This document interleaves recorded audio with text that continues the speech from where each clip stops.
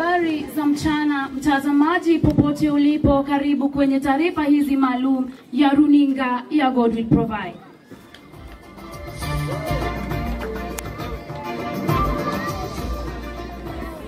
Kwenye shajara ya leo tunazungumzia jambo nyeti, jambo linalohusu kizazi kijacho, na kwenye muktasari wa habari, mipango na mikakati ya bajeti iliyofanywa na serikali barani Afrika kuhusu mahitaji ya mtoto.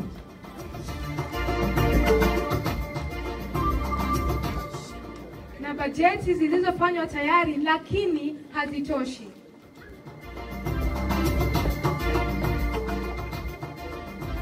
Na ripoti zinaelezea kuwa matatizo zaidi ni ukosefu wa takwimu sahihi kuhusu watoto. Jambo hili linaifanya kuwa gumu kufuatilia fedha zile zilizotengwa kwa sababu ya bajeti ya watoto.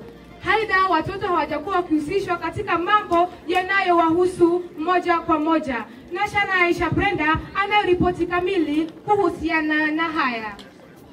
Naam, wataalamu wanapendekeza yafuatayo: 1. Kuweka bajeti rafiki kwa watoto.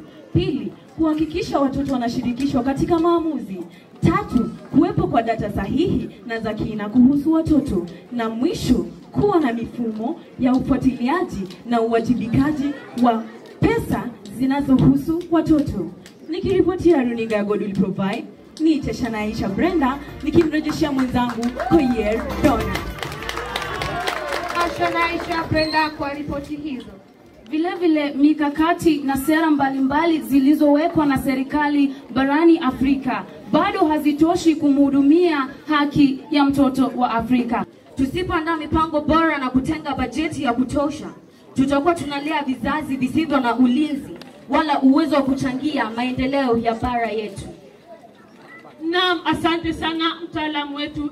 Natumai sote tumeweza kusikiza na kuelewa kuwa tusipotenga bajeti za kutosha, tutakuwa tunalea vizazi visivyo na uwezo wala ulinzi wa kuchangia maendeleo ya bara. Shukrani sana Beki Oswago kwa habari hizo zilizokamilifu.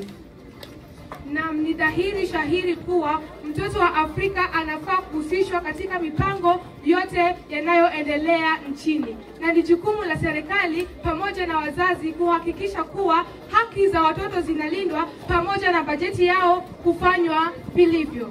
Na kwa sasa matumaini yapo, lakini lazima tujiunge kama wanajamii, kama raia kushughulikia haki za watoto. Siku hii muhimu ni kuwakumbuka uasi wa Soweto walioenda barabarani kupinga utawala uasi wa rangi nyeusi na kupinga utawala wa elimu duni.